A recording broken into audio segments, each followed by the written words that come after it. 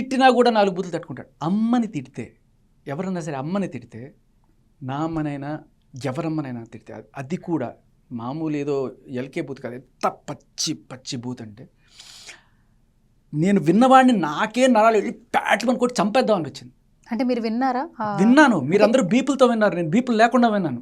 అంటే లావణ్య రాజుతున్న వాళ్ళ మదర్ ఫాదర్ని తిట్టిన మాటలు మీరు ఒక్కసారి కాదమ్మా, వందల సార్లు మామగారిని ఎల్కే, అత్తగారిని చెత్త ఉడిపిస్తుంది. వాళ్ళు చెప్పిన మాటలు నాకు ఇవన్నీ. నువ్వు చూసావా అని అడిగితే, ఎవరన్నా నిజంగా నువ్వు బాగా చూసుకుంటే వాళ్ళు ఎందుకు అలా మాట చెప్తారు? వాళ్ళు ఎందుకు రావడానికి భయపడుతున్నారు? ఇవాళ ఆ ఇంట్లో ఆక్యుపై చేసుకుని నువ్వు దర్జాగా ఉంటే వాళ్ళెక్కడో వాళ్ళ ఇంట్లో వాళ్ళని తరివేసి సిగ్గు లేకుండా అక్కడ ఉంటున్నావు కదా. పోరాటమా ఇది? ఏమన్నా స్వతంత్ర పోరాటం చేస్తున్నావా, లేకపోతే తెలంగాణ ఉద్యమం చేస్తున్నావా? డ్రగ్స్ కుంభకోణంలో డ్రగ్స్ పెడలర్గా జైలుకి వెళ్ళొచ్చి లుచ్చా పనులు చేసి మళ్ళీ మాట్లాడుతుంది.